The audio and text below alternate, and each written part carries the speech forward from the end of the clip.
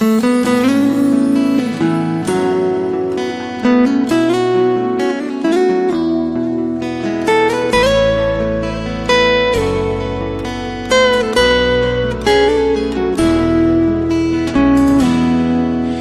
เมืองหลวงแสนสีวิไลจากเดินไกลเข้ามาอยู่บ้านป่ามีภูเขาและพงพนากับทุ่งหญ้าและความจริงใจได้มาพบน้องสาวคนนี้ตกหลุมรักทันทีเมื่อได้พบเจออยากบอกหาอยากให้หูว่าใครคนหนึ่งนั้นคิดจังใดอยากจะบอกว่าคอยหักเจ้าแต่บ่รู้ว่าเจ้าคิดจังใด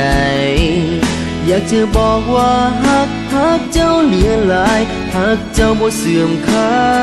ยคอยหักเจ้า